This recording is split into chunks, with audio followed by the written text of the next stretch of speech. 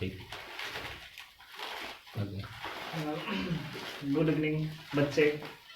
आइए, मैं आप लोगों को 2 दिन से लगातार ऑब्जेक्टिव मैथ का सॉल्यूशन मिल रहा था और आज उसी सेवा के साथ मैं आप लोगों को आया हूँ लेकर के।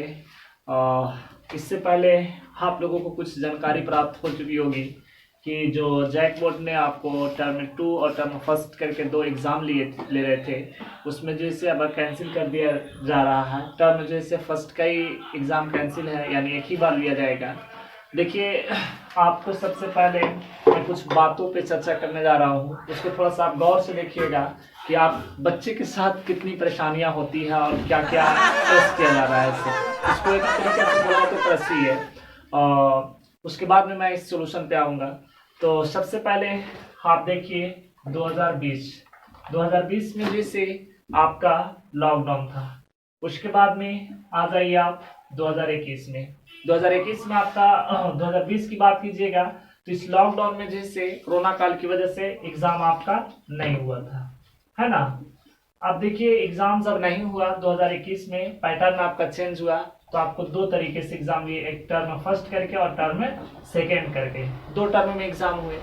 फिर आपको वही सिस्टम चला 2022 में भी, टर्म फर्स्ट और टर्म सेकेंड किया गया, है ना। अब जब सरकार नियम बनाया कि 2 टर्म में एग्जाम होगा और ये 2 साल आपका जब चलता रहा इस पैटर्न पे, तो अब सरकार को क्या पता चल रहा है, हमारे शिक्षा मंत्री जगन्नाथ महतो जी को, कि खर्च जो है से ज्यादा पकड़ रहा है। तो क्या जिस समय आप सिस्टम बनाए थे उस समय आपको पता नहीं था कि हम क्या करने जा रहे हैं। जब हम 2 बार लेंगे एग्जाम, टीचर जो है हमें 2 बार एग्जाम हॉल में भेजना पड़ेगा, हमें जो है सेंटर 2 बार जो है आपको कंप्लीट करना पड़ेगा, उसके बाद में क्वेश्चन पेपर हमें डबल बनाना पड़ेगा। ऐसी बात तो आपको पता नहीं होगा कि हम एक बार बना दिए हैं तो उसके बाद में हमें पता नहीं है, क्योंकि आपको खर्च तो दिखाई देना चाहिए। और दूसरी बात, आप अपना खर्च देख लिए तो बच्चे को भी तो खर्च है कि एक ही एग्जाम को 2 बार जा करके दे रहा है, आना जाना। सबसे पहला ये परेशानी। दूसरी बात में, बच्चों को कौन कहाँ पे है उन्हें तो पता नहीं है, कितने दूर कितने पिछड़े इलाका से जाते हैं, कितनी बाधाएं होती है, रास्ता सही है नहीं है वो तो आप देख नहीं पा रहे हैं। ऐसा भी जगह है जहां से जाने में अनेक कठिनाइयां होती है, बस नहीं चल पाती है और टेम्पू नहीं जा पाती है उस रास्ता से। 2 किलोमीटर जाकर आने के बाद में रास्ता पे आकर के इंतजार करना पड़ता है बस को, उसके बाद में बच्चा लोग को मिलता है, तब जाकर के सेंटर तक पहुंचते हैं। अब देखिए, इस परेशानी को आज दिखाई दिया है कि खर्च ज्यादा पकड़ रहा है।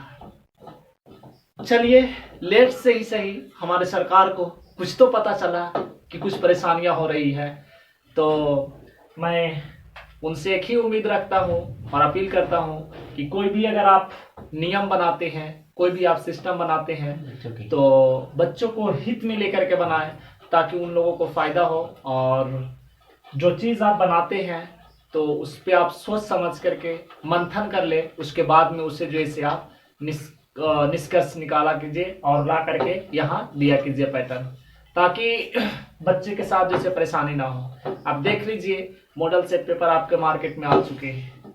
अब वो तो आपका छप गया है, अब टर्म फर्स्ट टर्म सेकेंड करके छापा गया है, अब तो वो आपका सब दूसरे तरीके से लेगा, है ना। अब जबरदस्ती होगा तो उसे बेचना ही बेचना होगा, वो भी दुकानदार को।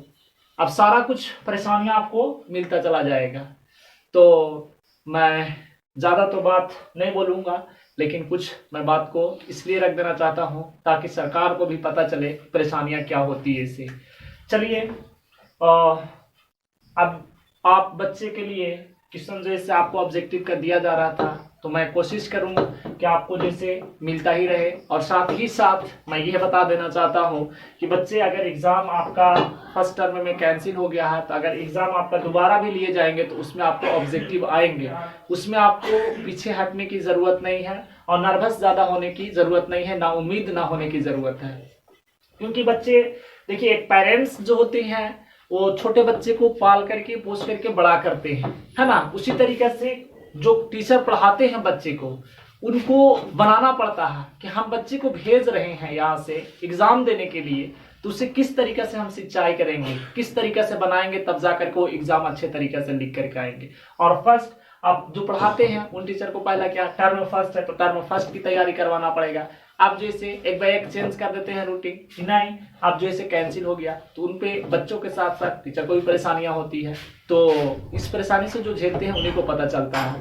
और मैं बच्चे से भी ये बता देना चाहता हूँ कि आपको ज़्यादा उत्साहित या फिर ज़्यादा जैसे नर्वस होने की ज़रूरत नहीं है, क्योंकि मैं पहले ही बता रहा हूँ ये आपको ऑब्जेक्टिव जैसे पूछे जाएंगे, और पूछे जाएंगे तो जब आपको जानकारी होगा तभी ना बताइएगा, और जानकारी हो गई नहीं तो कहाँ से बता सकते हैं। तो चलिए ज़्यादा टाइम ना लेते हुए मैं आ जाता हूँ यहाँ क्वेश्चन के ऊपर। फर्स्ट आपका क्वेश्चन क्या है उसको देखिएगा।